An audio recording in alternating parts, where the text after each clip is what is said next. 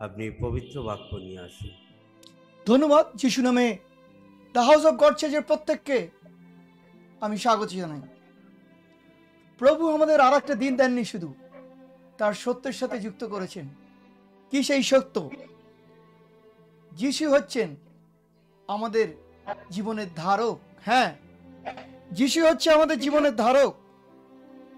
যে ধারক প্রভু আমাদের করেছেন, সেই ধারক এসছে যিশুর জীবন দিয়ে, রক্তের মধ্য দিয়ে। আর আজকে তাই আমরা দাঁড়িয়েছি, তার সত্য জীবনে দাঁড়িয়েছি। কিন্তু এই সত্য জীবনে চলতে গিয়ে অনেক কিছু হয় আমাদের, তাই না? যিশুর বাইবেলে যখন আমরা চলি, তার জীবনে চলি, তখন আমাদের জীবনের মধ্যে অনেক কিছু বইতে হয়। পরীক্ষা পরীক্ষা, ছোটবেলা থেকে বয়স হয়ে যায়, পরীক্ষার শেষ হয় না। সর্বদাই জীবনটা যেন পরীক্ষাময় জীবন। হ্যাঁ, গত সপ্তাহে আমরা শিখেছি যাকবের 1 অধ্যায় থেকে, যে আমাদের জীবনে যখন নানান ধরনের পরীক্ষা, সেটা বাহ্যিক পরীক্ষা কথা বলা হয়েছিল, যে চারপাশের অবস্থানের মধ্য দিয়ে যখন আমাদের খ্রিস্টীয় জীবনকে নানান ধরনের পরীক্ষার মুখোমুখি হতে হয়, সেই বইয়ের পরীক্ষা নয়, স্কুলের পরীক্ষা নয়, এটা জীবনের পরীক্ষা, খ্রিস্টীয় জীবনের পরীক্ষা। আর সেই পরীক্ষায় আমাদের উত্তীর্ণ হতে গেলে যথেষ্ট আমাদের বেগ পেতে হয়, আমাদের ঝড়ঝঞ্ঝার মধ্য দিয়ে প্রভুর বিশ্বাসে দাঁড়িয়ে থাকতে হয়। প্রকৃত প্রভুর বিশ্বাসের জীবনে আমরা আজকে কোথায় দাঁড়িয়ে আছি? আমাদের এই পরীক্ষার জীবন কি? তাই গত সপ্তাহে যখন আমি বলেছিলাম যাকবের 1 অধ্যায় থেকে 1 অধ্যায়ের 12 পদ পর্যন্ত, যে আমাদের যখন খ্রিস্টীয় জীবনে পরীক্ষা আসে, যা বাইরের জগতের মধ্যে চলতে গিয়ে বাহ্যিক, সেই পরীক্ষায় আমরা দাঁড়িয়ে কখনো অভিযোগ করব না। আমরা কি করব? আনন্দ করব। সাধু বলেছেন যাকবের 1 অধ্যায় 2, আনন্দের সহিত তোমরা এগুলোকে গ্রহণ করো।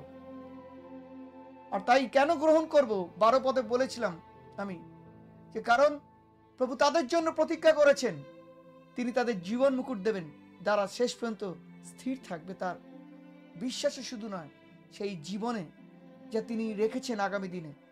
জীবনের দুঃখ কষ্টতেও আমরা পরিতৃপ্ত থাকব। আর তাই আজকে আমাদের থাকবে দ্বিতীয় অংশ, যেখানে আর এক পরীক্ষা। গত সপ্তাহে পরীক্ষা ছিল বাইরের জগতের মধ্যে চলতে গিয়ে বাহ্যিক থেকে আমাদের যে চাপ আসে জীবনে। আর আজকে আমরা দেখব যে আমাদের শুধু পরীক্ষা বাহ্যিক জীবনে বাইরের থেকে আসে না, আমাদের অন্তর থেকেও আসে। যে হৃদয়ে খ্রিস্ট বসে রয়েছেন, সেই হৃদয়ে আমাদের আকাঙ্ক্ষাও আছে। তা আমাদের অবধারিত এক পরীক্ষিত জীবনে ফেলে দেয়, এবং সেই পরীক্ষা আমাদের জীবনকে যথেষ্ট ব্যতিব্যস্ত করে তোলে। আর তাই আমরা বুঝতে পারি না যে আমরা কি করব আর করব না, করি আর না করার মাঝখানে আমাদের অনেক কিছু বিভাজিত হতে হয়। আর তাই প্রভুকে আমি ধন্যবাদ জানাই যে প্রভু আমাদের আজকে সকলকে একত্রিত করেছেন, কারণ প্রভুর মধ্য দিয়েই আমরা সেই সত্য জীবনে দাঁড়িয়েছি। যে জীবন আমরা সম্পূর্ণভাবে নিজেদের ইচ্ছেতে পাইনি, পেয়েছি প্রভুর মধ্য দিয়ে। তাই আজকে আমাদের বিষয় যাকবের 1:13 থেকে, যে পরীক্ষার সময় কেউ যেন না বলুক এ পরীক্ষা কি। গত সপ্তাহে পড়েছি বাহ্যিক, এবার অন্তরের পরীক্ষা। যখন আমাদের ভেতরের সেই পরীক্ষাগুলো আমাদের ভেতর থেকে আসে, এমন কিছু কাজ যে আমাদের পরীক্ষায় ফেলে। যদি পরীক্ষার সময়, তার মানে যখন আমরা প্রলোভনে পড়ি, টেম্পটেশন হই, তখন যদি আমরা না বলি যে ঈশ্বর আমাদের এইগুলো পরীক্ষা করছে, কেননা ঈশ্বর মন্দ বিষয়ের দ্বারা, মন্দ দিয়ে ঈশ্বর পরীক্ষা করা যাইতে পারে না, আর তিনি কারো এই ধরনের পরীক্ষা করে না। তাই আজকে আমাদের বিষয় বিজয়ী। আপনি বিজয়ী হিসেবে চলুন, কারণ আপনি খ্রিস্টের সৃষ্টির অগ্রগণ্য। তাই আসুন প্রার্থনা যাই। প্রেমময় পিতা, তুমি আমাদের সাহায্য করো তোমার পবিত্র বাক্যের মধ্যে দিয়ে। তুমি যা বলতে চাও তা যাতে আমরা অধ্যয়ন করতে পারি। সত্যের প্রকাশ দাও আমাদের সেই পরীক্ষিত জীবনে, তোমার সত্যের মধ্য দিয়ে সমস্ত জানান দাও, যার মধ্য দিয়ে তোমার গৌরব করব। প্রার্থনা যিশু নামে, আমিন। বেশ কিছুদিন আগের একটা সত্য ঘটনা ঘটেছে এখানে, যে ঘটনাটার মধ্যে আমরা দেখি যে আমাদের একটা ছোট্ট মেয়ে, এটা ম্যাগাজিনে বেরোয় আমেরিকার, একটা 6 বছরের ছোট্ট মেয়ে, তার বড় পোকেমন খেলার শখ আছে। আর সেই শখের মধ্যেই সে চায় যে তার মায়ের কাছ থেকে, কিন্তু মা তো দিতে চায় না। তাই একদিন মা যখন শুয়ে আছে, মায়ের অজান্তে মায়ের মোবাইল ফোনটা সে নেয় এবং সে মায়ের ওই ঘুমন্ত আঙুল দিয়েই ফোনটাকে খোলে, মানে আনলক করে। সিকিউরিটি লক থাকে। আজকাল কত টেকনোলজি উন্নত হয়েছে, কিন্তু আমাদের আগামী জেনারেশনের মাথাও তত উন্নত হয়েছে। তাই মেয়ে সেখান থেকে কিছু অনলাইন, 6 বছরের মেয়ে, কত আর জ্ঞান তার, পোকেমন যেরকম ভাবে তিনি একটা বিখ্যাত অনলাইন সংস্থা থেকে তিনি কেনেন। আর তাই সেই সময় আমরা দেখি যে সেই আমাদের সেই ছোট্ট মেয়েটি সেই সময় প্রায় $250 অর্ডার দিয়ে ফেলেন। তার মা যখন দেখে যে তার কাছে সেই $250 অর্ডার এসছে, কয়েকদিন পর তার অ্যাকাউন্ট থেকে টাকা চলে গেছে, তার মা ভাবছে যে কি হলো, কি ব্যাপারটা, কি প্রকৃত ব্যাপারটা কি যে আমার এই $250। তখন দেখলেন যে এরকম তিনি কিনেছেন তার অ্যাকাউন্ট থেকে। পরে মেয়ে স্বীকার করলো এবং খুশির সাথে মেয়ে স্বীকার করলো এই অন্যায়টা যে করেছে। আমাদের জানা নেই সেই মা আদৌ মেয়েকে বকেছেন বা শাস্তি দিয়েছেন বা মেয়েকে ছেড়ে দিয়েছেন। এখান থেকে আমাদের যাত্রা শুরু। আমরা যখন ভাবি, এখানে বলেছে যে আমরা যারা খ্রিস্টীয় জীবনে যখন পরীক্ষায় পড়ি, বাইরের লোকজনের থেকে না, যখন আমাদের নিজেদের ইচ্ছে থেকে, ভেতরের কোনো কিছু থেকে যা আমাদের প্রলোভিত করে, সেইখান থেকে আমরা যখন প্রলোভনে পড়ি, তখন আমরা বলি যে ঈশ্বর আমায় পরীক্ষা করছে। এবং সেগুলো হয়তো মন্দ আছে আমাদের জীবনে, আর তাই আমরা বলি যে ঈশ্বর আমাদের বোধহয় পরীক্ষা করছে। তাই মনে রাখতে হবে যে আমাদের ভেতরে যখন এই ধরনের প্রলোভন বা আকাঙ্ক্ষা হয়, সেটা বন্ধ হওয়া প্রয়োজন আছে। এই শব্দটা বলা হয় যে এই প্রলোভন বা পরীক্ষাটাকে যদি গ্রিক ভাষায় বলি, সেখানে বলা হয় পেরাজো। তার অর্থটা কি? তার অর্থ যে আমাদের ভেতরে যে আকাঙ্ক্ষা বা বদ ইচ্ছে, সেটা আমাদের কি করে, যে আমাদের ভেতর থেকে আসে। আর তাই একটা ছোট্ট ঘটনা বলি। এক বন্ধু শুনলো যে সুপার মার্কেটে ছোট্ট একটা টোস্টার অফারে দিচ্ছে, খুব সস্তায়, মাত্র 150 টাকা। সে বললো, বন্ধু চলো, আমরা 150 টাকায় টোস্টার পাচ্ছি, কোথাও পাবো না এত ভালো অফারে। সে বন্ধু গেল, গিয়ে কিনে নিয়ে আসলো হই হই করে। আহা, 150 টাকা আমি জিতে গেছি। সত্যি কি উনি জিতেছেন? কদিন পর সেই টোস্টার আর কাজ করছে না। তাই আমাদের আকাঙ্ক্ষা প্রলোভন এরকমই। ঈশ্বরের দেওয়া জিনিস সর্বদাই অনন্ত থাকে, তার ইচ্ছে সর্বদা বজায় থাকে, সেটা নষ্ট হয় না। আমাদের আকাঙ্ক্ষার ফল এরকম আমাদের জীবনে অনেক কিছু আসতে পারে। আমরা জানি না যে আমাদের কি ফেস করতে হবে, কিন্তু আমরা বুঝতে পারি তখনই যখন আমরা প্রকৃত সত্যের মুখোমুখি হই। আর এখানে আমরা দেখি যে আমরা মিথ্যে অজুহাত দিই। আমার কিছু আকাঙ্ক্ষা হলো, এই তো আমি প্রার্থনা করে এই অফারে 150 টাকা দিয়ে আমি নিয়ে এসেছি, এই 150 টাকা দিয়ে আমি নিয়ে এসেছি প্রার্থনা করে, তাহলে কেন খারাপ হয়ে গেল? এ তো খারাপ হওয়ার কিছু নেই। আমরা বলি যে ঈশ্বর আমায় পরীক্ষা করছে। মিথ্যে কথা, এটা আমরা মিথ্যে কথা বলি। কারণ বাইবেলে কি বলছে? ঈশ্বর কখনো মন্দ দ্বারা আমাদের পরীক্ষা করে না, আমাদের খারাপ কিছু করে পরীক্ষা করে না। তার পরীক্ষা করার কথা সম্পূর্ণ অন্যভাবে, মনে রাখবেন। কারণ তিনি ঈশ্বর, তিনি আমাদেরকে পরীক্ষা করেন না। আর তাই আমাদের জীবনের মধ্যে চার্লস স্পার্জন, বিখ্যাত খ্রিস্ট বিশ্বাসী রাইটার, তিনি একটা কথা বলেছেন যে প্রকৃত খ্রিস্ট বিশ্বাসী কখনো শয়তান দ্বারা উত্তেজিত হয় না, উদ্বিগ্ন হয় না, প্রলোভিত হয় না, বরং শয়তানকে তারা প্রলোভিত করে। আবার বলি, কত সুন্দর কথা। খ্রিস্ট জীবনে আমরা যারা প্রকৃত খ্রিস্ট বিশ্বাসী, আমরা জানি আমাদের কি ধরনের ভেতরে আকাঙ্ক্ষা করা উচিত, এবং শয়তান যদি সত্যি আমাদের উত্তেজিত করে পারবে না, কারণ আমাদের হৃদয়ের আকাঙ্ক্ষা খ্রিস্টের জন্য। বরং শয়তানকে উত্তেজিত করবে আমাদেরকে পরীক্ষা করার জন্য। আর তাই আজকে আমাদের জীবনে যদি দেখি যে সত্যি খ্রিস্টীয় জীবনে আমরা কি ধরনের অভিজ্ঞতা লাভ করি, পরীক্ষা। শয়তান কিন্তু 40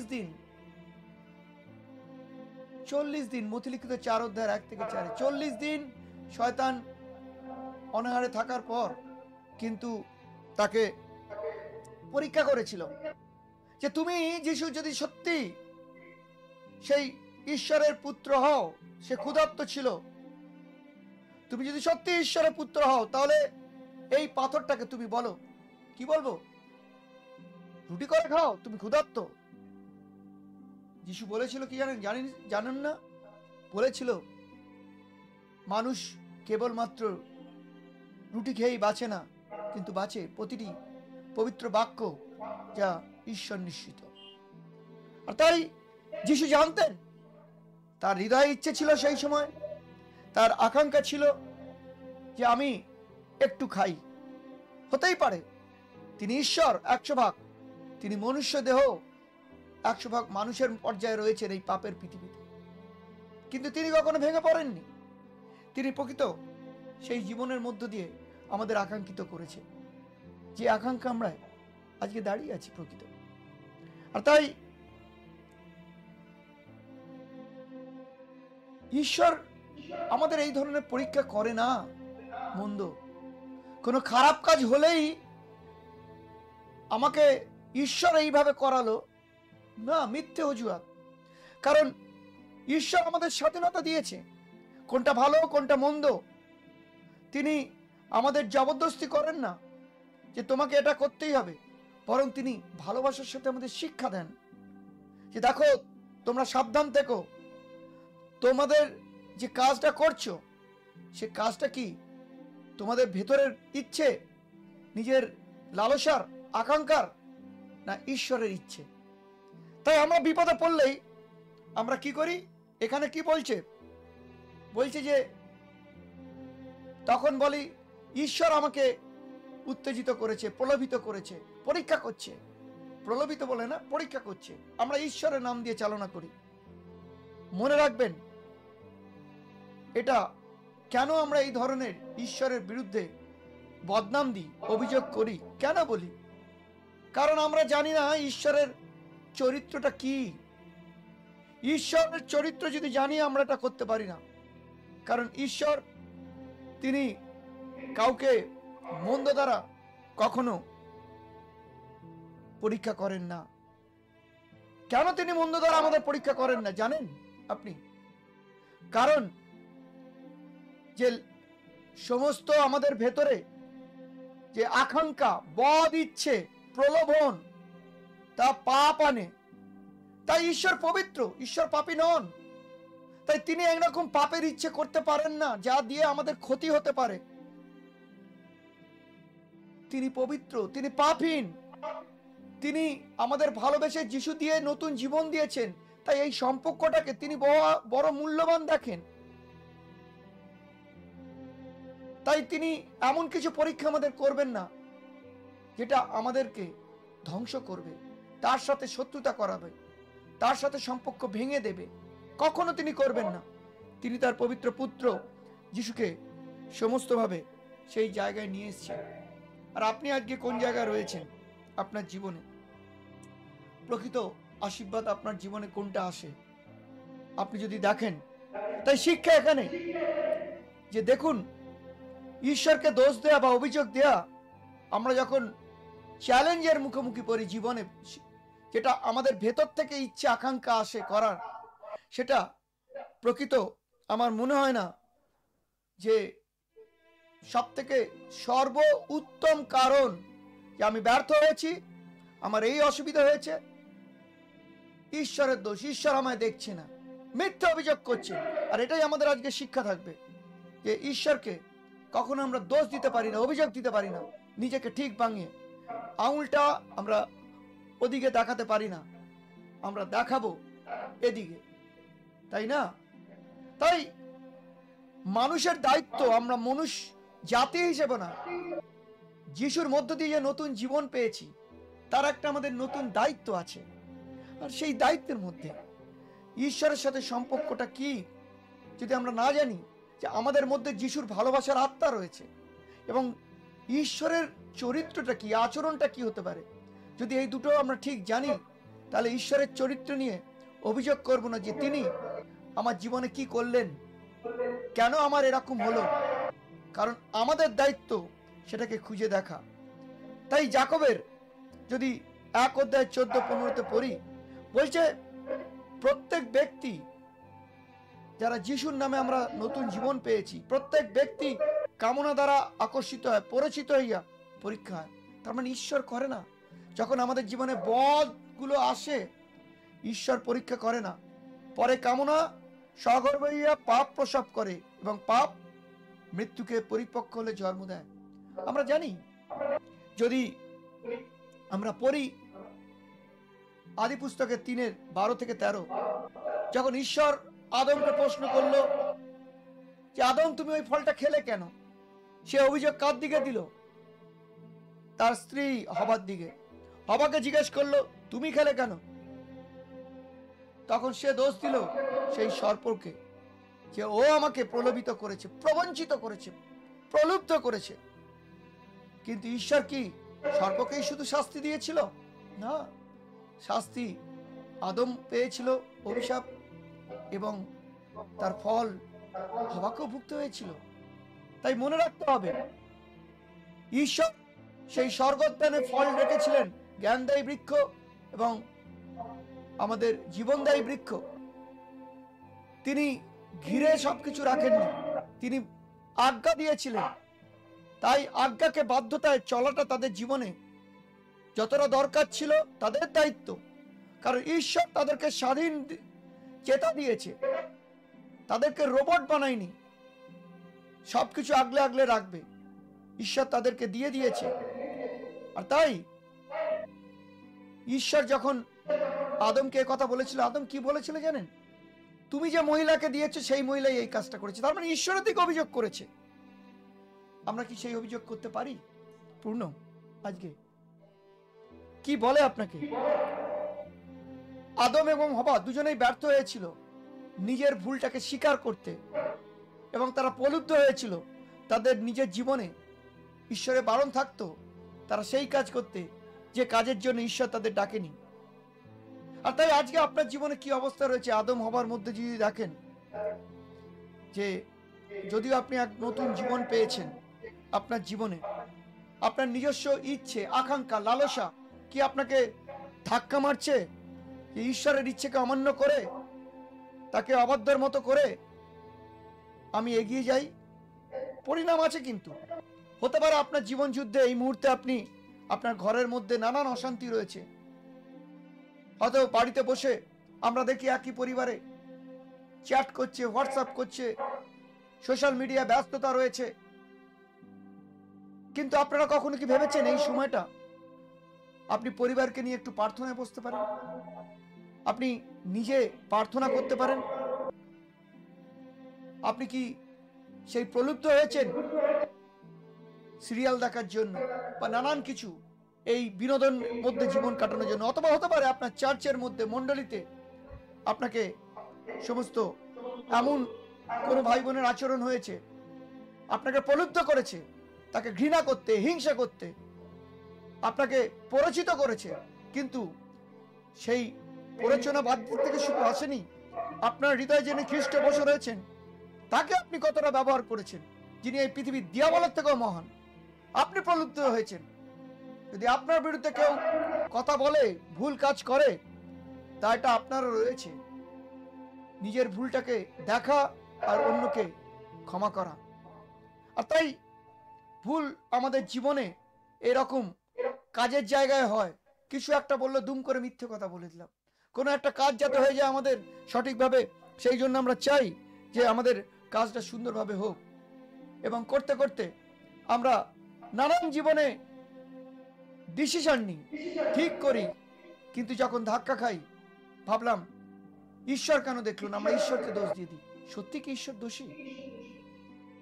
তাহলে আমরা রাজা দাউদের জীবন কোথায় রাখবো? রাজা দাউদ ভুল করেছিলেন, দোষ দিয়েছিলেন, দোষ দেননি, সরি, তিনিও ভুল করেছিলেন, প্রলুব্ধ হয়েছিলেন। জানেন কি রাজা দাউদ কিভাবে প্রলুব্ধ হয়েছিলেন?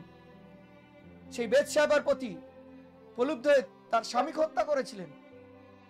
মসিহকে বলেছিল জলের জন্য সেই পাহাড়ে, তিনি ভুল করে সেই টোকা মেরে দিয়েছিলেন পাহাড়ের মধ্যে।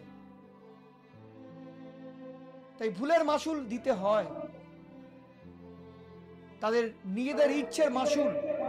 ঈশ্বরের দিকে আঙুল তুলতে পারে না। জোসেফ যে যাকবের ছেলে, তাকেও রানী প্রলুব্ধ করেছিল, সে সেখান থেকে বেরিয়ে গেছিল।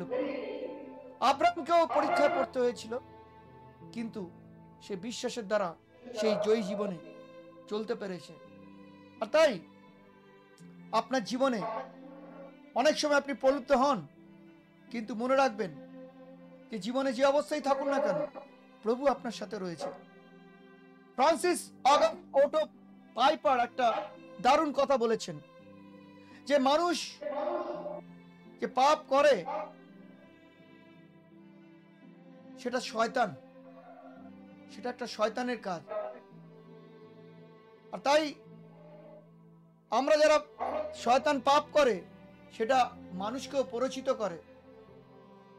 তাই আমাদের জীবনে যখন সেই প্রলুব্ধ আসে, আমরা কতটা সতর্ক। আবার চার্লস স্পার্জনের কথাটা আমি বলি। তিনি বলেছেন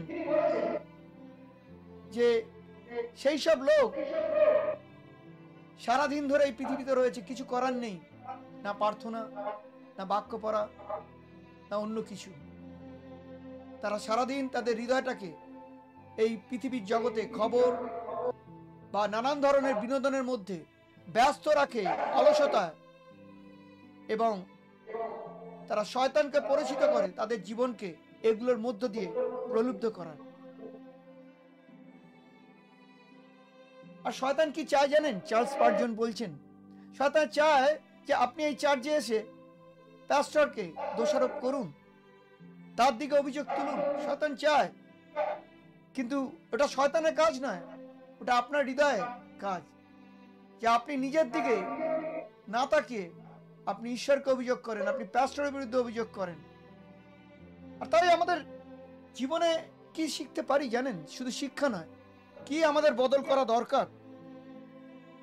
আমরা যাতে আমাদের দায়িত্ব নিতে শিখি আমাদের ভুলের, আমাদের যাতে আচরণটা পরিবর্তন করি, ঈশ্বরের দিকে আঙুল না তুলে আমাদের দিকে নিজে ভূমিতে আঙুল তুলি, এবং আমরা স্বীকার করিনি আমাদের ভুল ভ্রান্তিতে। আমরা যাতে শিখি এইভাবে যে কোথায় আমার ভুলটা হয়েছে, কেন আমার প্রার্থনায় আমি এরকম উত্তর পেলাম। আমার ঈশ্বর কি আমার বিশ্বাসকে নষ্ট করতে চায়? তার সাথে সম্পর্ককে কি ভেঙে দিতে চায়? আমাকে কি ভালোবাসে না? না, ঈশ্বর এগুলো কিছুই করেন না। এটা আপনার প্রলুব্ধ জীবন যে পরীক্ষার মধ্যে ভেতর থেকে আসে। মনে রাখবেন, যিশুর মধ্য দিয়ে আমরা এক নবায়িত জীবন পেয়েছি, যে জীবন অর্থ দিয়ে পাইনি, যে জীবন আমরা পেয়েছি যিশুর বহুমূল্য রক্ত দ্বারা। আর তাই আজকে যখন আমরা দাঁড়িয়ে আছি প্রত্যেকে, সেই জীবনটা আসছে প্রভুর গৌরবের মধ্য দিয়ে। আমরা যে অবস্থায় থাকি না কেন, আমরা প্রভুর গৌরব করব, প্রভুর মধ্য দিয়ে থাকব, যাতে আমাদের নিজেদের আত্মা দ্বারা চলবো না, আমরা চলবো প্রভুর আত্মা দ্বারা, প্রভুর ইচ্ছেতে। তাই প্রথম নীতি শিক্ষা আমাদের মধ্যে আজকে থাকবে যে ঈশ্বর আমাদের পরিত্রাণ দিয়েছেন যিশুর মধ্য দিয়ে, আমাদেরকে বিজয়ী হিসেবে তৈরি করার জন্য। আবার বলি, আজকে প্রথম শিক্ষা আমাদের, যে ঈশ্বর আমাদের যিশুর মধ্য দিয়ে পরিত্রাণ দিয়েছে আমাদেরকে বিজয়ী হিসেবে তৈরি করার জন্য এই পৃথিবীতে। আমরা এই পৃথিবীর প্রলুব্ধের মধ্যে থাকবো না, কারণ আমরা জানি এই প্রলুব্ধ আমরা করতে পারি না। আমরা আমাদের দায়িত্ব থেকে সরে আসতে পারি না, যেটা ঈশ্বরের দোষ। ঈশ্বর করেছে। আমার জীবনে কেনাকাটা অনেক কিছু হয়, অনেক কিছু হয়। আমি আমার নিজের জীবনে ভুক্তভোগী। কিছু হলেই আমার সহধর্মিনী আমার দিকে আঙুল তোলে। এটা বাস্তব, তাই না? নিজের জায়গায় আমরা কেউ দেখি না, কিন্তু ঈশ্বর আমায় শিখিয়েছে আমি আদমের মতো আবার উপরে পাঠিয়ে দিই না, তুমি তো এই মহিলাকে দিয়েছো। আমি বলি, ঈশ্বর ধন্যবাদ। যদি আমার ভুল থাকে আমি সেই ভুল থেকে শিখবো, আর যদি তার কিছু থাকে তাকে বাইবেল থেকে সেই শিক্ষা প্রদান করব। কেন কেন ঈশ্বর তিনি কাউকে পরিচিত করতে পারেন না? কেন তিনি এই দায়িত্ব নেবেন না? আপনার কি মনে হয় যে কেন ঈশ্বর এই দায়িত্ব নেবেন না? যাকবের 1:16 বলেছে, কি বলেছে জানেন? হে আমার প্রিয় ভাতৃগণ, যাকব বলছে, ভ্রান্ত হইও না, ভ্রান্ত দিশায় হেঁটো না, তোমরা সঠিক দিশার মধ্যে হাঁটো। আজকে আমরা কোন দিশার মধ্যে হাঁটি ভাই বোনেরা? কোন দিশায় হাঁটি? আমরা প্রকৃতই কি যিশুর অন্তরে হাঁটি, না পৃথিবীর চোখ ধাঁধানো জীবনের মধ্যে পেতে চাই? সবকিছু দাও দাও দাও দাও দাও দাও, আকর্ষিত হই আমরা।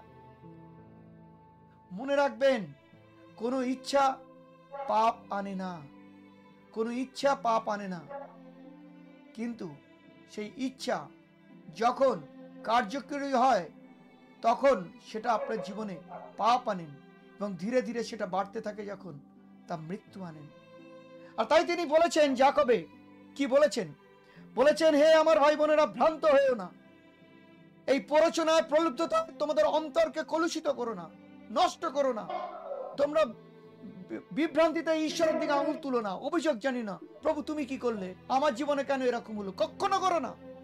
কারণ সমস্ত উত্তম দান 17 পদে বলে, এবং সমস্ত সিদ্ধ বর, দুটোই কোথা থেকে আসে?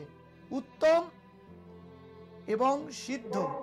উত্তম মানে যার তুলনা নেই, এত ভালো সেই দানটা বা উপহারটা আসে, আর সেই আশীর্বাদ যা না চেয়ে পাই, সিদ্ধ, যার মধ্যে কোনো রকম ভাবে খারাপ কিছু নেই, দারুণ, যা আমার জীবনের জন্য ঠিক।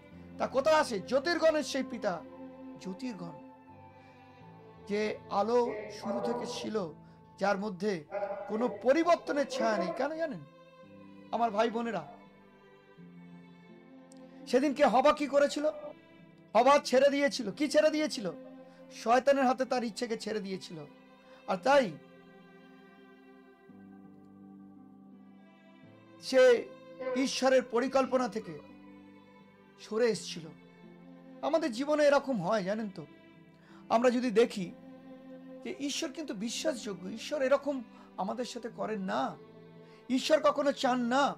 দ্বিতীয় বিবরণীতে যদি পড়ি 7 অধ্যায় 9, সেখানে বলছে, প্রভু তোমাদের ঈশ্বর হলেন একমাত্র ঈশ্বর ইসরায়েল জাতির জন্য, আজকে আমাদের জন্য। তাই তোমরা তার উপর কি রাখতে পারো? আস্থা রাখতে পারো। তিনি তার নিয়ম রক্ষা করেন, যারা তাকে ভালোবাসে, তাদের আজ্ঞা মেনে চলে, সেই লোকদের প্রতি তিনি তার ভালোবাসা, দয়া প্রদর্শন করেন, এবং হাজার জেনারেশন হবো। এই সব কিছু যে উত্তম জিনিস আমাদের, তাই ঈশ্বর থেকে আসে। মন্দ জিনিস ঈশ্বর আমাদের দেন না। আমাদের বাড়ির বাবারা, মায়েরা যদি আমরা মাছ খেতে চাই, তারা কখনো আমাদের সাপ দেয় না এনে। তাহলে আমাদের ঈশ্বর যিনি সৃষ্টি করেছেন, আর সেই সৃষ্টির সর্বোত্তম যে আমরা তাকে বাঁচাতে মৃত্যু থেকে তার পুত্রকে দিয়েছেন, আপনার কি মনে হয় তিনি আমাদের অমঙ্গল চান? আর তাই আজকে আমাদের জীবনে এক বড় পরীক্ষা, যে যাকবের 2:5 বলেছে, হে আমার ভাই বোনেরা, প্রিয় ভাতৃগণ, শোনো, সংসারে যারা দরিদ্র আছে, ঈশ্বর কি তাহাদিগকে মনোনীত করে না, যেন তারা বিশ্বাসে ধনবান হয়? যারা তাকে প্রেম করে তার কাছে অঙ্গীত্ব রাজিকারী হয়। তাই আমরা যারা বিশ্বাসে ধনবান চেয়েছি, আমরা লোভ লালসার পৃথিবীতে ধনবান নই, হব না। আর তাই 1 যোহনের 1:5 বলে যে ঈশ্বর হচ্ছে বিশ্বাসযোগ্য, তার চিন্তাধারা ঘন ঘন বদলায় না। ছায়ার মতো বলে না যে ছায়া যেমন পরিবর্তন হয়, সূর্য নড়লে বা আলো সরালে ছায়া বড় হয়, ছোট হয়, তার জায়গা চেঞ্জ হয়। ঈশ্বর তার নিজের চরিত্রকে, পবিত্রতাকে চেঞ্জ করেন না, তার পরিকল্পনাকে পরিবর্তন করেন না, তার ভালোবাসাকে পরিবর্তন করেন না, তার দয়ার হাত আপনার উপর থেকে পরিবর্তন করেন না। আর তাই যোহনের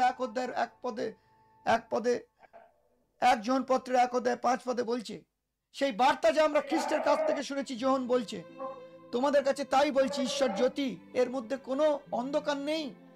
তাই ঈশ্বর আমাদের কোনোদিন খারাপ করতে পারেন না। ঈশ্বর আমাদের কোনো খারাপ করতে পারেন না, কারণ তিনি পবিত্র, তিনি কখনো পরিবর্তন হন না।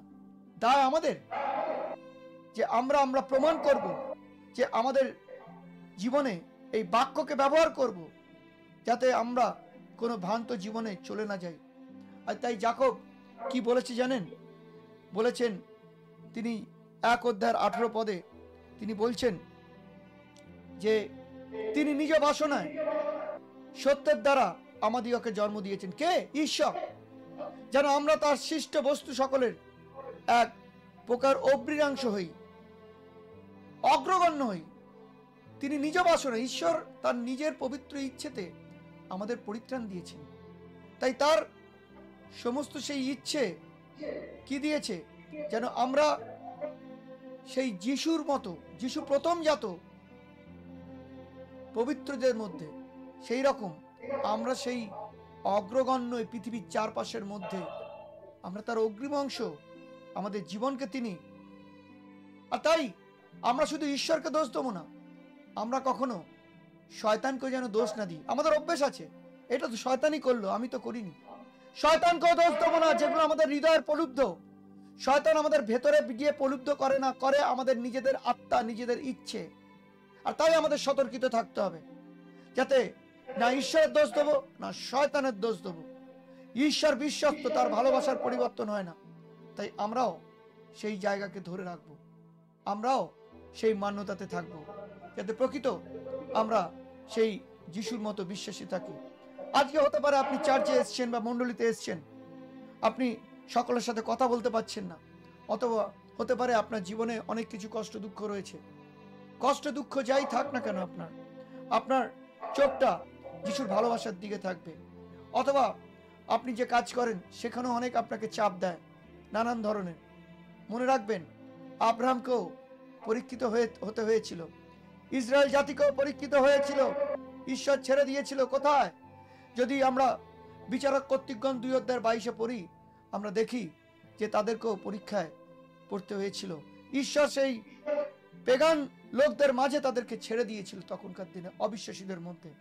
আর তাই ঈশ্বর কখনো আমাদের ধ্বংস করতে, আমাদের বিশ্বাসকে ধ্বংস করতে চায় না, বরঞ্চ তিনি আমাদের বিশ্বাসকে গঠন করতে চান। আপনারা কতজন এটা বিশ্বাস করেন যে ঈশ্বর আপনাদেরকে গঠন করতে চান? ঈশ্বর আপনাদেরকে সেই জায়গায় নিয়ে আসতে চান। তাই ঈশ্বর আমাদের তার পুত্রের মধ্যে দিয়ে নতুন জীবন দিয়েছেন, তার নিজের ইচ্ছেতে, সার্বভৌম ইচ্ছেতে। সেখানে আমাদের জীবনের কোনো কিছু নেই যে আমরাই অগ্রগণ্য। তাই আজকে যদি আপনার কোনো রকম কি বলে প্ররোচনা থাকে, তা কি মনে হয় যিশু করেছে? না, সেটা কখনো সম্ভবপর না। আমাদের প্রভু কখনো সেই প্ররোচনা করেন না। মনে রাখবেন, সেই প্রভু আমাদের জোর করেন না। হয়তো আজকে আপনি ঘরে অশান্তি, নানান ধরনের ভুগছেন, বাড়িতে শুয়ে আছেন, কিন্তু বাইবেল পড়তে ইচ্ছে করছে না, প্রার্থনা করতে ইচ্ছে করছে না। তার কারণ কি? তার কারণ আপনি, তার কারণ আপনার ভেতরের ইচ্ছে, আকাঙ্ক্ষা, অলসতা, প্রলুব্ধ পৃথিবীর আকাঙ্ক্ষিত জীবন পেতে, খ্রিস্টের আকাঙ্ক্ষিত জীবনের জন্য আমরা নির্মিত। আর তাই আমরা সর্বদাই সেই জীবনে ধাবিত থাকব। আজকে আমাদের ঘরে বাইরে নানান ধরনের চ্যালেঞ্জ আসতে পারে, তাই আমরা সতর্ক থাকব। জন ম্যাকার্থার একটা সুন্দর কথা বলেছিলেন। কি বলেছিলেন জানেন? বলছে, আমরা শয়তানকে দোষ দিতে পারি না যে শয়তান খারাপ, সেই আমায় করাচ্ছে। কারণ আসল অসুবিধাটা বা প্রবলেমটা বা আমাদের আসল জায়গাটা যেটা হচ্ছে সেটা হচ্ছে আমাদের নিজের দোষ, আমাদের লালসা, আকাঙ্ক্ষা। আর তাই আমরা ঈশ্বরকেও দোষ দিতে পারি না। আমরা সমস্যাটা এখানে নয় শয়তান বা ঈশ্বর, আসল বিশ্বাসঘাতক আমার হৃদয়, যিনি আমার খ্রিস্টের জীবন থেকে সরিয়ে দিচ্ছে। আর তাই মনে রাখবো আমরা যে খ্রিস্টের প্রতি আমাদের যে দায়িত্ব, বিশ্বাসতা থাকার, তার জন্য আমাদের প্রলোভন করবে, আমাদের মন আকাঙ্ক্ষিত হবে, কিন্তু আমরা স্থির থাকবো। একটা ছোট্ট ঘটনা বলি। আমেরিকার একটা ছোট্ট গ্রামে একটা বিখ্যাত রুটির দোকান ছিল। সকাল হলেই লাইন পড়ে যেত, সবাই খাওয়া দাওয়া করতো, দারুণ, খুবই ভালো। তো প্রতিদিন সকালেই লাইন হতো।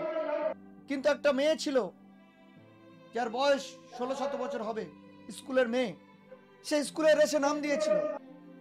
তারও ইচ্ছে হতো কি ওই লাইনে দাঁড়াই, আমি কিছু করি। কিন্তু সে কি করতো জানেন? সে লাইনে দাঁড়াতো না, রোজ ভোরে উঠে প্র্যাকটিস করতো।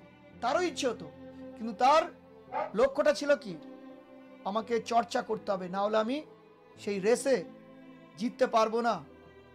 আর তাই মনে রাখবেন যে চার্লস স্পার্জন বলেছেন, যদি ঈশ্বরের কাছ থেকে মন্দ আসে আর আমরা বলি যে ঈশ্বর আমার মন্দ করছেন, যে আমাদের তাহলে কে দোষ ধরবে? সবাই তো ঈশ্বরের দোষ ধরবে। তাহলে আমরা সেই মৃত্যুর মধ্যে যাব। ঈশ্বর আমাদের হৃদয়কে স্বাচ্ছন্দ্য দিয়েছেন, স্বাধীনতা দিয়েছেন। তিনি আমাদের জবরদস্তি করেন না। তাই এই পরীক্ষা যে আমরা পড়ি আমাদের লালসা বাসনার জন্য, ভেতরের ইচ্ছের জন্য, অন্তরের, এটা ঈশ্বরের না, শয়তান দায়ী আমরা। তাই ঈশ্বর আমাদের যিশুর জীবনের মধ্য দিয়ে, সুসমাচারের মধ্য দিয়ে আমাদের জীবনকে ডেকেছেন। তাই 4টে জিনিস আমরা করতে হবে, শিখবো। কি? যখন আমরা কোনো ডিসিশন নিই বা ঠিক করি কি করব আমাদের অন্তর থেকে, যে বেঠিক কি আমরা কি করব, আমরা দেখব ঈশ্বরে বিশ্বাস হিসেবে সেই বিশ্বাসশীল আমরা ডিসিশন নিচ্ছি। 2, সতর্ক হয়ে ডিসিশন নিচ্ছি। 3, যত্নশীল হয়ে ডিসিশনটা নিচ্ছি। 4, প্রার্থনা প্রবণ হয়ে ডিসিশন নিচ্ছি কিনা, যা ঈশ্বরকে সন্তুষ্ট করবে। তবেই কিন্তু আমরা সেই বিজয়ী খ্রিস্টের মতো জীবনে এখানে চলতে পারবো। তাই আজকে আমাদের দ্বিতীয় শিক্ষা, যদি আমরা দ্বিতীয় শিক্ষা দেখি আজকে, সেই শিক্ষা কি? যে ঈশ্বর চান যে আমরা এই পৃথিবীতে জীবনযাপন করি খ্রিস্টের মতো বিজয়ী জীবনে। আবার বলি, ঈশ্বর চান আমরা এই পৃথিবীতে খ্রিস্টের মতো বিজয়ী জীবনযাত্রা করি। হতে পারে আপনার জীবনে ঈশ্বরের কোনো ডিসিশন আপনার ভালো লাগলো না, হতেই পারে।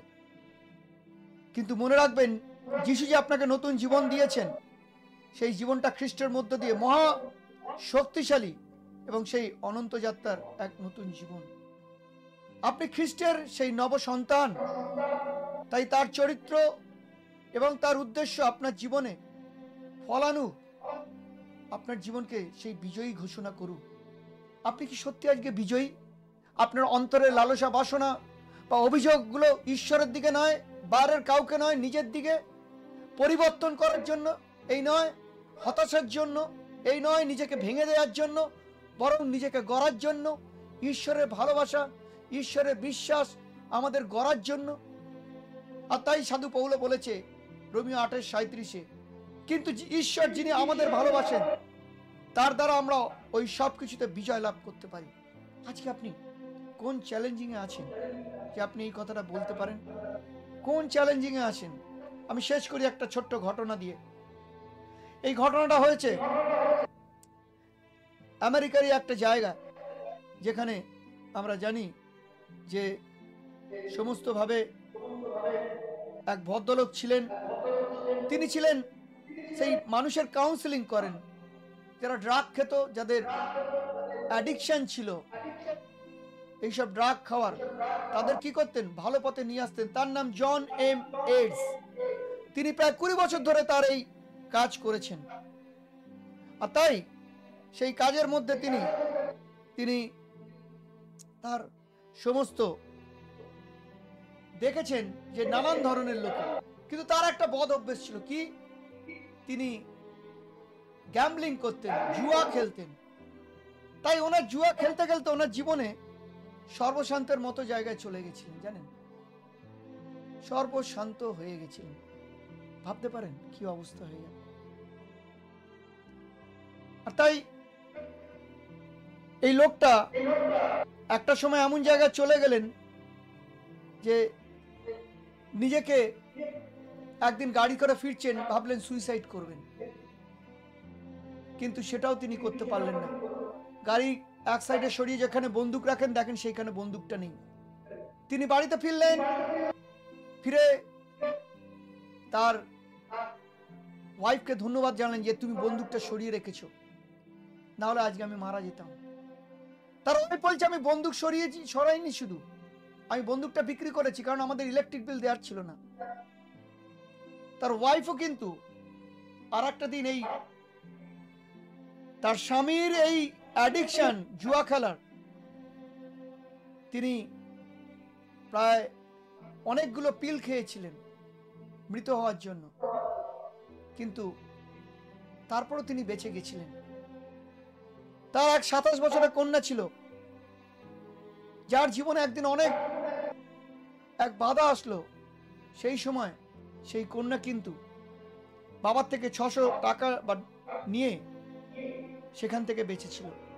এই এইডস কিন্তু জীবনে বারবার ধাক্কা খেয়েছে, কিন্তু শেষ পর্যন্ত সে ঠিক করেছিল আমি যেখানে জুয়া খেলা হয় সেখান থেকে 300 মাইল দূরে আমি ঘর নেব। কিন্তু তারপরেও তার ইচ্ছে ছিল যাই, কিন্তু ঈশ্বরকে ধন্যবাদ, তিনি একদিন এইডস, তার ওয়াইফ তাকে নিয়ে গেল সেই চার্চে, যেখান থেকে তার জীবনে পরিবর্তন এসেছিল, এবং তিনি আজকে সারা পৃথিবীতে যিশুর জন্য সমস্ত কাজ করছেন। আর তাই তিনি বিজয় লাভ করেছিলেন। এই 28:37 যেটা বলে যে যিশু আমাদের ভালোবাসেন, যদি আমরা তার বাধ্যতায় থাকি আমরা সবকিছুতেই জয়লাভ করতে পারি। তাই আজকের যে বিষয় ছিল যে আমরা বিজয়ী জীবনে চলব, খ্রিস্টের মতো জীবনযাপনের মধ্য দিয়ে আমরা সেই বিজয়ী জীবনে চলবো, কারোর দিকে অভিযোগ না করে, খ্রিস্টের মতো করে।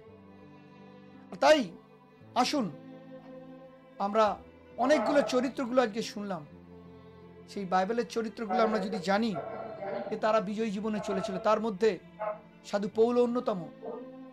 পিতর পর্যন্ত প্রলোভিত হয়েছিল, না যিশু তোমাকে চিনি না। যিশু তাকে বলেনি তোমাকে বলতেই হবে, আমাকে স্বীকার করতেই হবে না। তাই আজকে যদি এরকম সমস্যা আপনার জীবনে থেকে থাকে, খ্রিস্টের জীবনে চলতে গিয়ে যে ভেতর থেকে আপনার ইচ্ছে যেটা ঈশ্বরের ইচ্ছে নয়, সেটার জন্য আপনি লড়াই করছেন, তাহলে এটা আপনার দায়িত্ব। যদি ভুল কিছু হয়, মন্দ কিছু হয়, না ঈশ্বরের না শয়তানের দায়িত্ব। আর তাই আসুন আমরা শেষ করি আজকে। সে আমাদের লোভ লালসা, এই এইডসের জীবন দিয়ে দেখলাম জন এইডসের তাকে সর্বশান্ত করে দিয়েছিল। সে বারবার মৃত্যুর মুখে গিয়েও ঈশ্বর তাকে এক উদ্দেশ্যে বাঁচিয়ে এনেছিলেন। আর তাই আজকে আপনার জীবন কি যিশুর উদ্দেশ্যে? আপনি যে নবজীবন পেয়েছেন যিশুর মধ্য দিয়ে, সেই পূর্ণ স্বাধীনতাকে নিজের লোভের জন্য নয়, যিশুর স্বর্গরাজ্যের জন্য, তার সুসমাচার প্রচারের জন্য আপনি নিজের জীবনকে প্রার্থনায়, বাক্যে এবং আপনার পরিবারকে নিয়োজিত করুন। আর তাই 2 থেসলোনিয় 1:11 বলে সাধু পৌল, এই জন্যই আমরা তোমাদের জন্য প্রার্থনা করছি, যেন ঈশ্বর যে পবিত্র জীবনযাপন করার উদ্দেশ্যে তোমাদের আহ্বান করেছেন তার যোগ্য বলে বিবেচিত হও।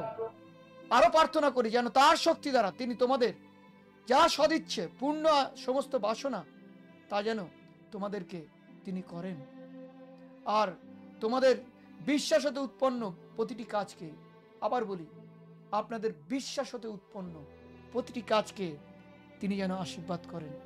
আসুন আমরা আজকে যে শিক্ষার মধ্য দিয়ে গিয়েছি, যে শেষ করব সেটা দিয়েই, যে আমরা প্রভুর সন্তান, আমাদের জীবনে যিশু যে নতুন জীবন দিয়েছে, তার জীবনের মধ্য দিয়ে তা সকলের মধ্যে আমরা যাতে অগ্রগণ্য হই, আমরা যেন তাহারই শিষ্টবস্তু সকলের সেই অগ্রগণ্য হই, কারণ আমরা বিজয়ী। আসুন সেই বিজয়ী আত্মায়, বিজয়ী জীবনে আমরা প্রভুকে ধন্যবাদ দিই। জয় যিশু ইম্যানুয়েল। ধন্যবাদ সকলকে। ভালো থাকবেন, যিশু থাকবেন, সুস্থ থাকবেন। ধন্যবাদ।